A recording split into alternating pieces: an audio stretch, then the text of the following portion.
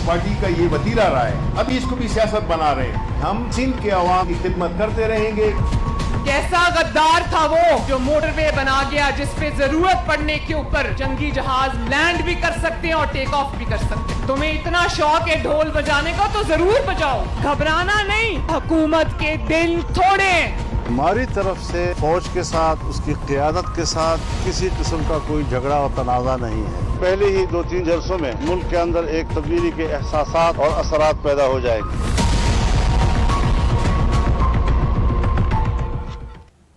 अस्सलाम वालेकुम नाज़रीन, आप रूबरू प्रोग्राम देख रहे हैं और मैं हूं आपका मेज़बान शौकत पराचा। बात आगे बढ़ रही है, सियासी दर्जा हरारत बहुत ऊपर जा रहा है, बात हैरानी से परेशानी तक पहुंच चुकी है और खुदा ना करे कि ये कौमी पशेमानी की तरफ बढ़ जाए। मरियम नवाज हैरान है कि जिस मियाँ नवाज शरीफ ने मोटरवे बनाया, आज जंगी जहाज उस पर उतर रहे हैं। मियाँ नवाज शरीफ ने एटमी धमाके किए, मियाँ नवाज शरीफ ने JF-17 थंडर बनाए, उसी को गद्दार कहा जा रहा है।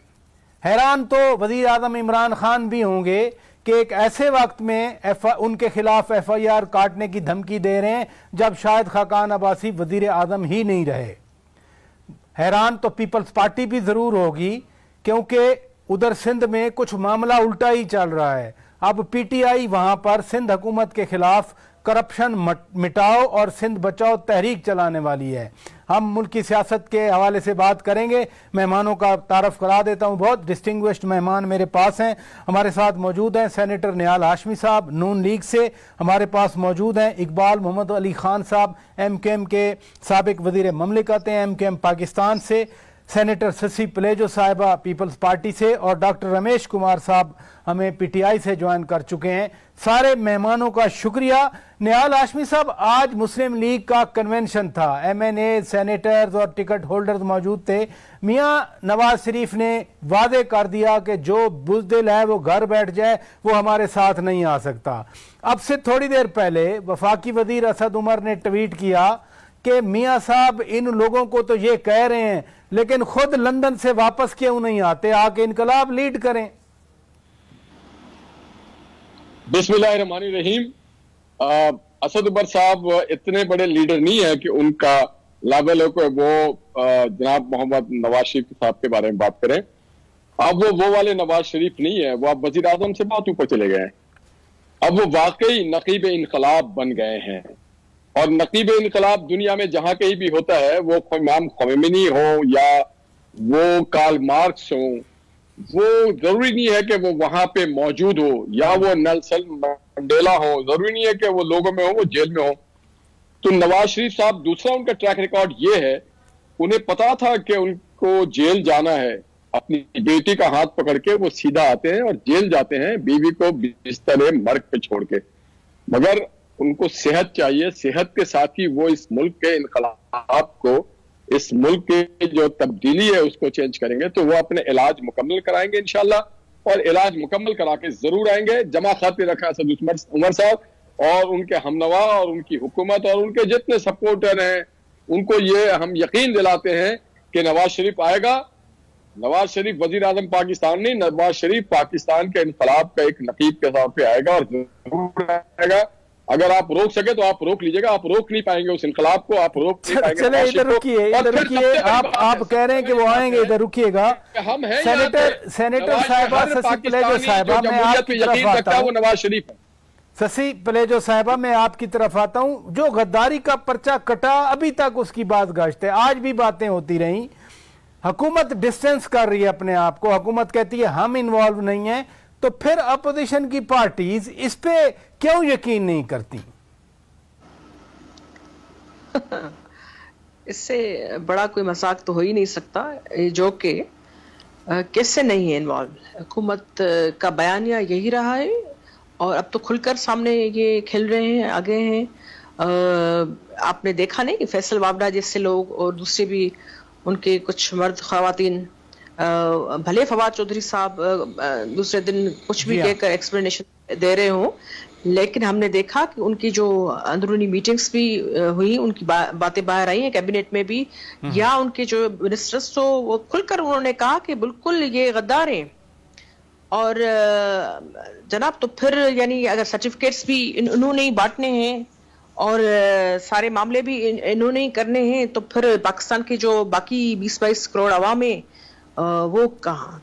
अब ये सबको तो मुल्क बदर नहीं कर सकते, तो बेहतर है हुकूमत बदर हो जाए।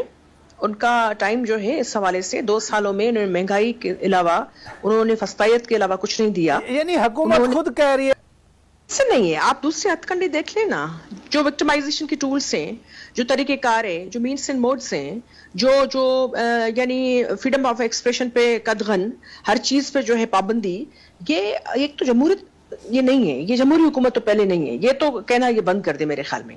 दूसरी बात ये कि रोज एक नई स्टोरी, अपनी चीजों को, अपनी फेलियर को ये कवर करने के लिए ये नए आए दिन जो शोशे छोड़ते हैं उसके दलदल में खुद फंसते हैं। अब भी आप देखें कि जो जीडीपी है वो यानी कहां था, इससे कहां उन्होंने 1.5 इशारे तक उन्होंने पहुंचा दिया है। दवाइयों की कीमत देखें, आप आम खाने पीने की अशिया की देखें, उनके कर्ज देखें, उनकी कोई अभी जो यूनिवर्सिटी बनेगी, फला बनेगी, सूबों को राइट्स देंगे, गैस बिजली। आप कह रही हैं कि खुद फंस गए, इधर रुकिएगा, आप कह रही हैं ये खुद फंस गए। इकबाल मोहम्मद अली खान साहब, गद्दारी का इल्जाम अब नून लीग की पूरी क़यादत पे लग गया, आपकी पार्टी पे भी इसी तरह के इल्जामात लगते रहे, आप तो खुश होंगे कि चलें अब आप अकेले नहीं रहे यहाँ पर। भुट्टो साहब के दौर में भी सबके ऊपर इल्जामात लगते रहे, वली खान के ऊपर लगते रहे, खैर बशवरी के ऊपर लगते रहे, और जितने भी थे मुफ्ती महमूद के ऊपर भी लगते रहे। तो अगर हमारी पाकिस्तान की तारीख उठा के देखें तो अब ये सर्टिफिकेट देना खत्म होना चाहिए, या एक ऐसी यूनिवर्सिटी बना दी जाए जहाँ से अब्बुल वतनी का सर्टिफिकेट मिलता हो तो आदमी जाके वहां से लेके आके अपनी सनद के तौर पे दिखा दे कि भाई मैं अब्बुल वतन आदमी। ये शायद खाकान अब्बासी कल पूछ भी रहे थे, अच्छा हुआ आपने कहा कि यूनिवर्सिटी बना दी जाए। शायद खाकान अब्बासी कल पूछ रहे थे कि बताइए अब्बुल वतनी का सर्टिफिकेट कहाँ से मिलता है। देखिए फराज साहब, मैं यही कह रहा हूँ कि आज ये तमाम चीजें जलसे जुलूस निकालने से ये कि आपने अवाम की कोई कुछ किया, कोई जुलूस निकाला आपने। इस वक्त महंगाई का तूफान है, अभी गैस के बिजली के बिल बढ़ा दिए, हम तो इसलिए गए थे, हम तो अच्छा हुकूमत आप हैं, इत्तेहादी आप हैं, काबीना में आप बैठे हैं, तो आप अपोजिशन से पूछ रहे हैं। अवाम की जो मसाइल है उनके ऊपर आप लेके निकलते रहे, निकल के जो जुलूस निकल के थे तो अवाम को कर दी, मगर आप अपने मफादात के तहत, अपनी मफादात का टकरा हुआ, आपने दोनों पार्टियों ने लूट घसोट की, पैसा खाया और चल दिए। तो आज आपको देना पड़ेगा, जो पाकिस्तान ने आपको इतना सब कुछ देने के बाद आपको सारा कुछ कंगाल करके पाकिस्तान को चलेगा। खान साहब मेरी गुजारिश सुनिए, खान साहब सुनिए, आप इत्तेहादी हैं, आप काबीना में बैठे हैं, महंगाई आपकी हुकूमत में बढ़ी है, आप अपोजिशन से पूछ रहे हैं कि वो हंगामे क्यों नहीं करते इस पे।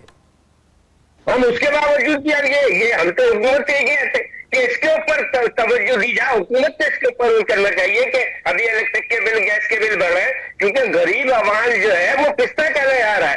आज आप देखें कि वो अपनी उससे उसकी, आप एक गरीब आदमी का आप सैलरी उठा के देख ले, बिल उठा के देख ले, ये हुकूमत को चाहिए। मैं तो वजीर आजम पाकिस्तान से कहूंगा खुदा के वास्ते इसके ऊपर जोर किया जाए, ये महंगाई का जोर जो है इन माफिया को पकड़ा जाए। ये बड़ी अच्छी बात की आपने, इधर रुकिएगा, बड़ी अच्छी बात की, इधर रुकिएगा खान साहब, इधर रुकिएगा, जो मैं मौजू लेके चलना चाह रहा हूँ। डॉक्टर रमेश कुमार साहब, मरियम नवाज साहिबा आज गिनवा गई, उन्होंने कहा कि एटमी धमाके किए, नवाज शरीफ ने किए, मोटरवे बनाई जिस पे आज फाइटर जेट लैंड कर रहे हैं वो नवाज शरीफ ने बनाया, JF थंडर की बात कर गई। वो कहती हैं कि जिस शख्स ने पाकिस्तान के दिफा को मजबूत किया आज वो गद्दार है। देखिए, गद्दार का लफ्ज मैं तो इस्तेमाल नहीं करूंगा और नहीं ये चीज होनी चाहिए, मगर मेन इशू ये है कि ये जो इस वक्त अवाम की जो बात कर रहे हैं, अवाम कि प्रॉब्लम इन पॉलिटिकल पार्टीज का इशू नहीं है, इनका इशू अपने आप को बचाने का इशू है, कोई पॉलिटिकल पार्टीज का ये इशू नहीं है। दूसरा ये कि मैं आपको अभी बता रहा हूँ पराचा साहब के लोग जो है ना वो सितारों की एस्ट्रोलॉजी करते हैं, मैं सियासतदानों की एस्ट्रोलॉजी कर रहा हूँ। इन चीजों में कोई इनको फायदा नहीं होगा। इस वक्त आप ये महीना बहुत बड़ा होगा कि अगर पीपुल्स पार्टी इनके साथ रहे। मैं नहीं समझता हूं कि पीपुल्स पार्टी इनके साथ रहेगी। जिस बयानी के साथ ये आगे बढ़ रहे हैं कि हुकूमत की परफॉर्मेंस से ही इनको डर लग गया है। नहीं, आप कह रहे हैं कि इसी महीने पीपल्स पार्टी पीडीएम को छोड़ देगी। मेरी एस्ट्रोलॉजी ये है। बड़ी वजह क्या देखते हैं आप वजह क्या देखते हैं? कोई आप ऐसी मूवमेंट 2002 से मैं भी हुकूमत में हूँ, कोई ऐसी चीज नहीं है जिसकी वजह से आप कहें कि ये धरने और ये लॉन्ग मार्च या ये जलसे हुकूमतों को गिरा सकते हैं। जब मैं PMLN में था, PTI का धरना था, उस वक्त भी मैंने कहा कि कुछ भी नहीं होगा। उस वक्त भी मैंने ये कहा था, आज भी मैं कहता हूं कि कुछ नहीं होगा। ये चीजें फिजूल हैं। इस वक्त अवाम के, मुझे तो समझ में नहीं आता कि पढ़े लिखे लोग हर पॉलिटिकल पार्टी में मौजूद हैं। इस वक्त जो कोविड की सिचुएशन है, दोबारा हम शुमार लॉकडाउन सिंध के अंदर, साउथ में आज भी शुमार लॉकडाउन के हवाले से सोचा जा रहा है, और हम जो है वो इस तरीके से जो बात कर रहे हैं, मुझे समझ में नहीं आता है कि हम ऐसी सियासत अपने मफादात की क्यों करें जिसके ऊपर पाकिस्तान का भी स्टेक लगा रहे हैं और लोगों का भी स्टेक लगा रहे हैं। ऐसी सियासत नहीं होनी चाहिए, और कम से कम मतलब की सियासत छोड़ें, मुल्क के लिए सोचें। इंटरनल डॉक्टर साहब इधर रुकिएगा, मैं आप ही से शुरू कर दूंगा, मुझे ब्रेक लेना है, क्योंकि जो पर्चे कटे हुए हैं ना, वो आप कह रहे हैं इनके जाती मफाद में है, वो कह रहे हैं कि हमने मुल्क का दिफा मजबूत किया, इसी वजह से हमें डिस्क्रिमिनेट किया जा रहा है। आप रुक जाए, मैं आप ही से शुरू करूंगा। नाजरीन, ब्रेक लेते हैं।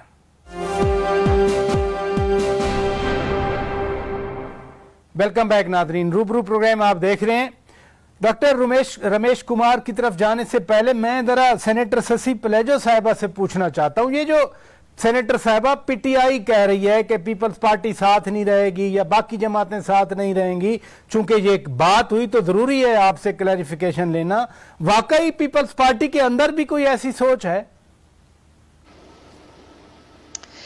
देखिए, हुकूमत का काम होता है जब इस किस्म की तहरीक का आगाज होता है, इस किस्म का इत्तेहाद बनता है, तो हुकूमत चाहती है कि तफरका हो, कंट्राडिक्शंस हो, वहम गुमान हो, एम्बिग्यूटी पैदा की जाए, शक शुबा हो। पीपल्स पार्टी ने होस्ट की थी APC, और उसी प्लेटफॉर्म से उस दिन जन्म लिया इस इत्तेहाद ने। तो मेरे ख्याल में ये कहना तो बड़ी ही ज़ाहिर बात है, ये नीयत साफ नहीं है हुकूमत की जब ये कहती है, वो चाहती है कि माजी में एग्जाम्पल्स हैं ना, सेनेट चेयरमैन के इलेक्शन के वक्त, फिर ख्वाजा आसिफ का अभी बयान था, फिर बलूचिस्तान असेंबली 2018 से पहले जो कुछ हुआ था। हुकूमत की धांधलियां हैं, पार्लियामेंट में उन्होंने इतनी धांधलियां की हैं, पार्लियामेंट में सिस्टम चलने नहीं दिया। यही वजह है कि हम जो है रास्तों पे। MRD की तहरीक याद नहीं है आपको? ARD की तहरीक आपको याद नहीं है? नवाबजादा नसरुल्लाह खान, मोहतरमा बेनज़ीर भुट्टो, इससे पहले ये सारी, क्या खुद हमारे सारे घर फैमिलीज, हमारी पार्टी पीपल्स पार्टी इसको लीड कर रही थी और उसमें सामने नहीं थी। क्या ये कामयाब नहीं हुए? क्या लोगों ने प्रेशर बर्दाश्त नहीं किया, जेलों में नहीं गए, कोड़े नहीं खाए? आज भी गोश्तपुनल चांडियों में जाएं, आपको शहीदों की कितनी कब्रें मिलेंगी आपको। खैरपुर नाथन शाह जाएं, MRD की शहीद नहीं है वहां। तो ये कहना कि ये तहरीके फला फला क्वेश्चन मार्क लगा दे, हुकूमतें ऐसा करती हैं, और हम उनके झांसों में न लोग आएंगे न हम, क्योंकि लोग जो किसी पॉलिटिकल पार्टी में भी नहीं है, जैसे मैंने कहा कि पॉलिसीज इतनी गैर अवामी रही हैं और सफोकेशन वाली रही हैं, यानी बोलने राय पर भी पाबंदी और खाने पीने की चीजें भी जो आसमान से बातें कर रही हो उसकी प्राइसेस, तो लोग कहाँ जाए?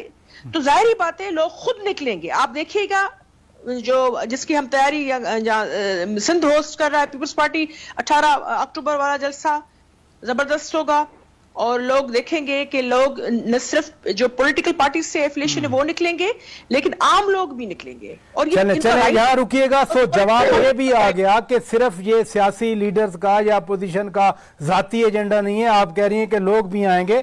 डॉक्टर रमेश कुमार साहब, बात आपके साथ पर्चे की हो रही थी, पर्चा तो कट गया, लेकिन लगता है हुकूमत को, वो पंजाब हुकूमत भी आपकी है, PTI की, लेने के देने पड़ गए। अगर ये मान लिया जाए कि PTI को इतना भी पता नहीं है, ना सूबाई हुकूमत को ना वफाकी हुकूमत को, कि साबिक वज़ीर आज़म पर 3 साबिक जर्नलों पर पर्चा कट रहा है, तो फिर तो बड़े बड़े मामलात के बारे में हम क्या सोचेंगे? पराचा साहब, मैं समझता हूं ये PTI का नहीं एजेंडा है, नहीं PTI की मामलत से ये पर्चा कटा है। पुलिस का निज़ाम पूरे पाकिस्तान के अंदर बहुत ज़्यादा मिसमैनेजमेंट है, सारा दिन झूठे पर्चे कटना, ये पूरे पाकिस्तान में हो रहा है। मैं अगर आप ये एक पर्चा बताते हो, मैं सिंध के अंदर पता नहीं कितने पर्चे बताता हूँ कि कल भी एक पर्चा जो है वो इतना परसों गलत कटा है, उसकी हमने इंक्वायरी कराई है। ये निज़ाम पुलिस का बिल्कुल रिफॉर्म होना चाहिए और वो रिफॉर्म नहीं हुआ है पंजाब के अंदर। जो हमारी एक्सपेक्टेशन थी कि हम जल्दी उस रिफॉर्म की तरफ जाएंगे, थोड़ी बहुत कमजोरियां जरूर हमारी हैं, मगर इसकी वजह से आप ये कहें कि इस वक्त अवाम पीटीआई को छोड़ के और पीएमएलएन और पीपुल्स पार्टी की तरफ चली गई है, बिल्कुल ऐसा नहीं है। आज भी अवाम का परसेप्शन पीटीआई की लीडरशिप के ऊपर, उसकी नीयत और उसकी ईमानदारी के ऊपर लोग रो रहे हैं बेचारे। चीनी 110 पे चली गई, आटा मिल ही नहीं रहा, पंजाब में मिल नहीं रहा आटा। सिंध में आप बैठे हुए हैं, आप ज्यादा बेहतर बता सकते हैं। खैबर पख्तूनख्वा की यही हाल है। कुकिंग ऑयल का यूटिलिटी स्टोर पे चीजें बढ़ गई, आप फिर भी दावा कर रहे हैं कि लोग बहुत अच्छा हुकूमत के बारे में फील कर रहे हैं। पराचा साहब, मैं समझता हूं कि इस वक्त अपोजिशन के अंदर जो समझदार लोग हैं वो समझ रहे हैं कि पाकिस्तान की इकोनॉमी, जो पीटीआई की गवर्नमेंट ने शॉर्ट टर्म फैसले नहीं किए, लॉन्ग टर्म फैसले किए, जिसकी वजह से 1-2 साल जो लोगों को उस तरीके का रिलीफ नहीं मिला, उसका बेनिफिट अभी जो है 2 साल के बाद जो आने वाला है। इस वक्त आप ट्रेड डेफिसिट के सिलसिले में, ग्रोथ के सिलसिले में, आने वाले वक्त में फायदा होगा। इधर रुकिएगा, आप फिर हमें मुस्तकबिल का वादा कर रहे हैं, इधर रुकिएगा। अभी से शुरू हो गया और अगर इनको पता है ये चीजें तसलसल से रही तो हमारे लिए आगे ये 5 साल क्या, अगले 5 साल भी नहीं है। चले इधर रुकिएगा। सेनेटर निहाल हाशमी साहब, जो भी ये सिलसिला शुरू हुआ है, हुकूमत बार बार कह रही है कि जी 2 सवाल हैं। वो डॉक्टर शहबाज गिल भी कह रहे हैं, वो शिबली फराज भी कह रहे हैं, वो फवाद चौधरी भी कह रहे हैं। वो कहते हैं मियाँ साहब आए ना आए, गद्दारी का मुकदमा बने ना बने, लेकिन 2 सवालों के जवाब दे दें। पैसे कैसे कमाए थे, बाहर कैसे गए थे? गुड। सबसे पहले तो ये पराठा साहब, डॉक्टर रमेश साहब बहुत अच्छे आदमी है, उनको आप पीटीआई का ना समझे, वो बैनुल अक़वामी लेवल के आदमी है। क्योंकि हमें भी लगता है ये हमारे आदमी काफ में भी रहे, नून में भी रहे, टीआई में भी रहे, अगले हुकूमत में किसी और के साथ होंगे, तो इनको आप बेचारों को इतना ना करें। ये बैनुल अक़वामी लेवल के आदमी है, हर पार्टी में आते जाते हैं, ये ट्रैवलर है बहुत अच्छे। अब जो शहबाज गिल जो है, ये कोई इंसान है जिसके बारे में आप मुझसे पूछे। हाँ, अगर कोई 1-2 ऐसे लोगों की बात पूछे, पैसे कहाँ से आए, तो 1938 में जनाब मोहम्मद शरीफ साहब ने जो फैक्ट्री लगाई थी, पैसे वहां से आए। जब शहबाज गिल साहब जैसे लोग पैदा नहीं हुए थे तो इनका मॉडल टाउन का घर था और इत्तेफाक फाउंड्री पाकिस्तान के सबसे बड़ी फैक्ट्रियों में से एक थी। सिर्फ मैं पूछना चाहता हूँ, बनी गाला में पैसे कहाँ से आए?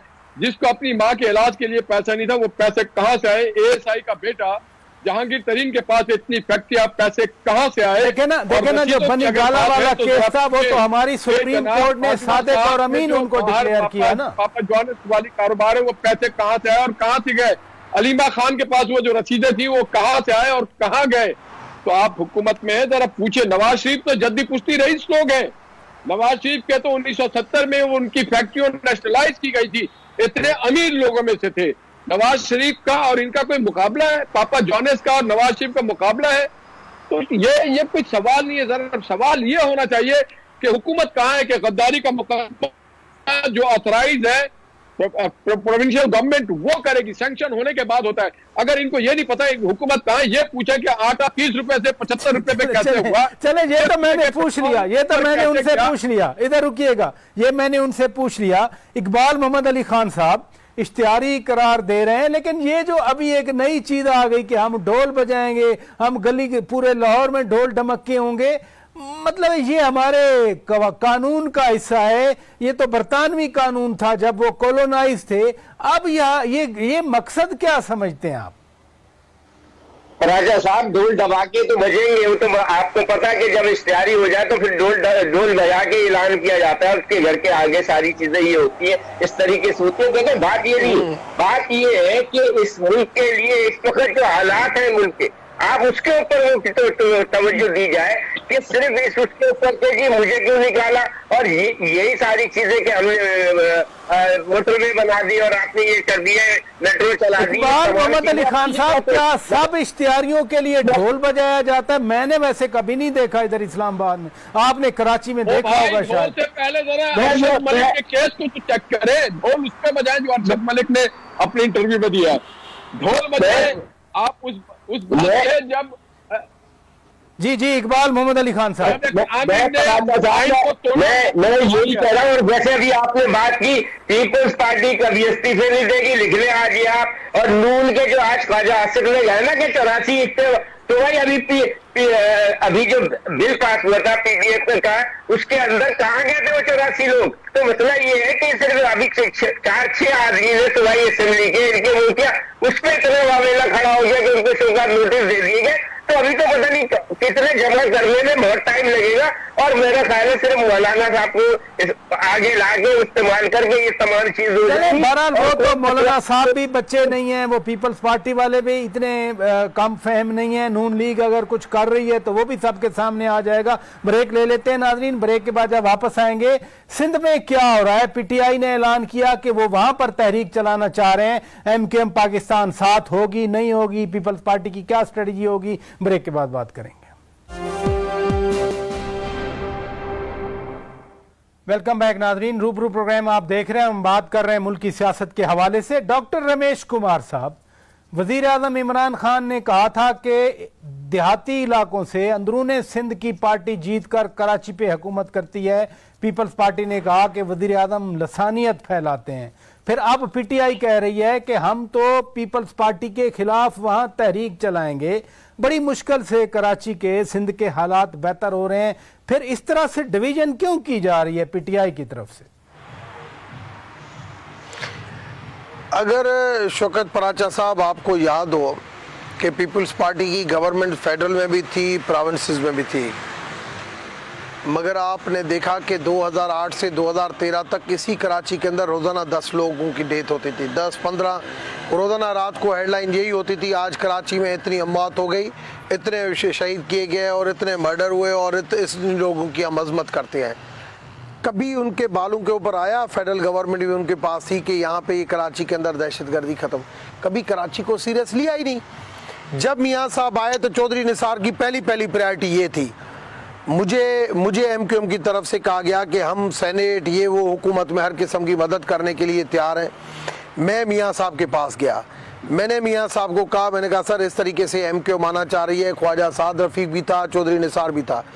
चौधरी निसार ने कहा कि मैं एमक्यूएम जो है ये अल्ताफ हुसैन की एमक्यूएम में 90 के ऊपर भी रेड लगा रहा हूँ, मैं इसको नहीं छोड़ूंगा, ये मुल्क के अंदर मुझे दहशतगर्दी नहीं चाहिए।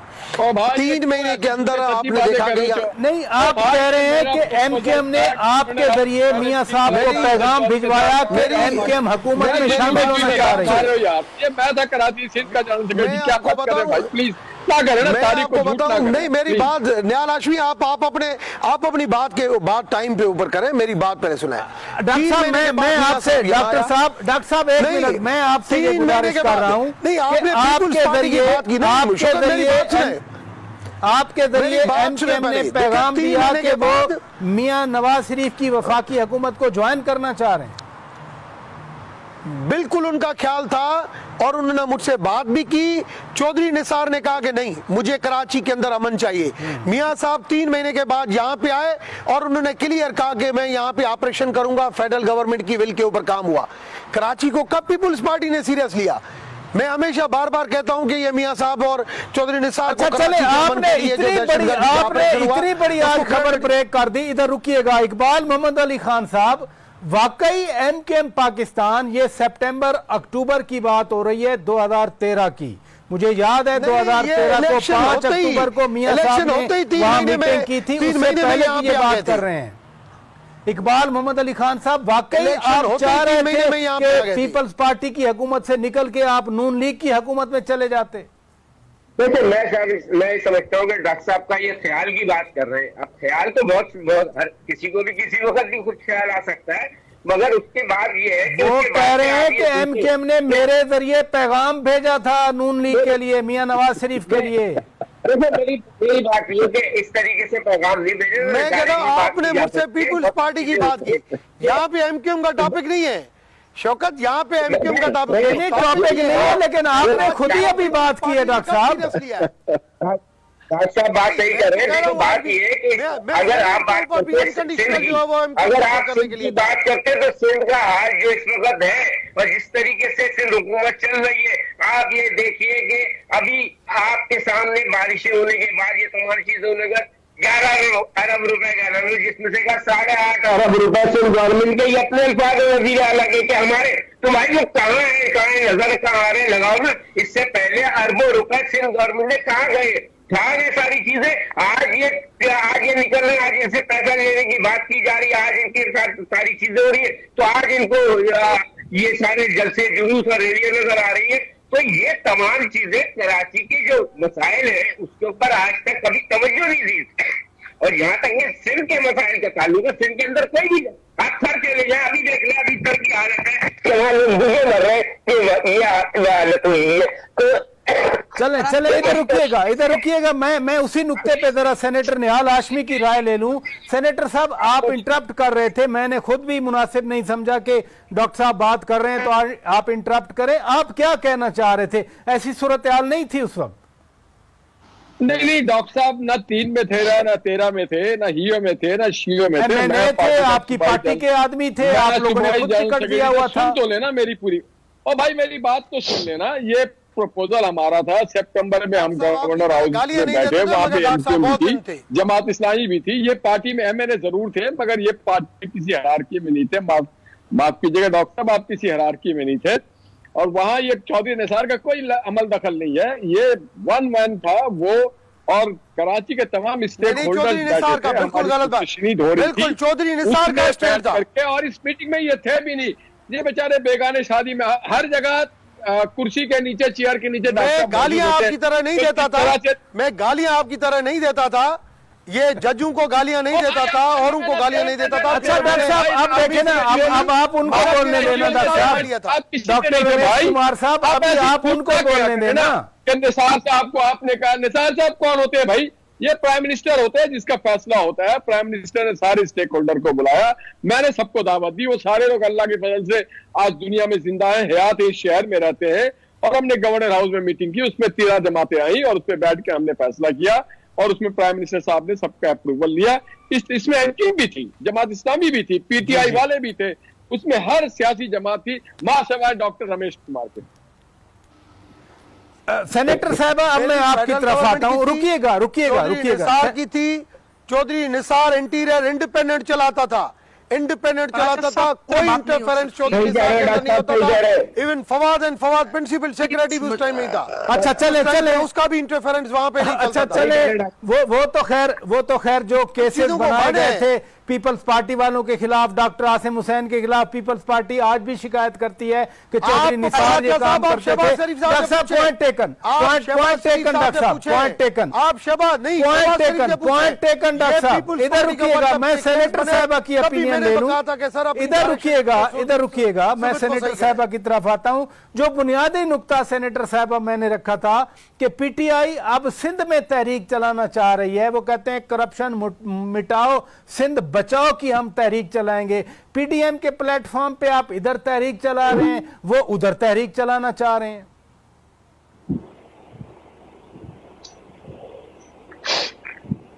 सेनेटर शशि पलेजो साहिबा के साथ हमारा राब्ता मुनक़ता हो गया है, कोशिश हम कर रहे हैं। लेकिन डॉक्टर साहब ये अब तहरीक आप चलाएंगे, वहां पर एमकेएम की सीटें आपने तोड़ी हैं, वहां पर आप तहरीक चलाएंगे सिंध में? देखें, पीटीआई एक वाहिद जमायत है जो इस तरीके से इमरान खान की 22 साल स्ट्रगल से इस तरीके से पेनिट्रेट कर गई, पंजाब के अंदर कर गई। आप देखें, इस चीज को नहीं मानेंगे, यही इलेक्शन का तरीकेकार है। मैं 2002 से, आप सबसे सीनियर पॉलिटिशियन हूं, 2002 से हर इलेक्शन लड़ा हूं। मैं आपको बताऊं कि ये कहना, तो ऐसे तो रायगढ़ में जब हम खड़े थे, जब इलेक्शन हुई, मियां साहब ने कहा हमारी इतनी मेजॉरिटी आ रही है, तो फिर ये कहें कि ये भी सिलेक्शन है। कोई सिलेक्शन नहीं है, इलेक्शन का प्रोसेस हुआ, इसी इलेक्टोरल रिफॉर्म से हमें आगे बढ़ना पड़ेगा। अगर हम चाहते हैं आज भी, अगर सही किस्म की सियासत चाहते हैं, डेमोक्रेसी चाहते हैं, ऐसी पॉलिटिकल सिस्टम इलेक्शन लड़े नहीं, आप हमेशा ये मेरे रिजल्ट अल्फाज नहीं है, भाई। ये मैसा के जमहूरियत के अंदर मोहतरमा और मियां साहब के अल्फाज हैं कि हम ऐसी कोई तरीका ऐसा नहीं बनेंगे, हम सड़कों की बात नहीं करेंगे, हम पार्लियामेंट में बैठ के करेंगे, एक दूसरे को बचाएंगे। ये मियां साहब ने 2008 से 2013 तक पीपुल्स पार्टी को बचाया और पीपुल्स पार्टी ने PMLN को बचाया। इस तरीके से ये तरीके आज जब दोनों के ऊपर, डॉक्टर साहब इधर रुकिएगा, इधर रुकिएगा, इधर रुकिएगा, डॉक्टर साहब इधर रुकिएगा। सेनेटर साहिबा, जो बुनियादी नुक्ता मैंने सबके सामने रखा कि अब PTI सिंध में तहरीक चलाना चाह रही है, आप PDM के प्लेटफॉर्म पे इधर तहरीक चलाना चाह रहे हैं, सिंध का फिर सूबे का क्या बनेगा, आपकी हुकूमत का क्या बनेगा? पराजा साहब, अब इतनी देर तक मैंने सबको सुना है, आई होप के कोई इंटरप्ट नहीं करेगा मेरी बातें भी। अब ये है कि सिंध हर किसी को आंख में खटकती है, खासकर PTI को।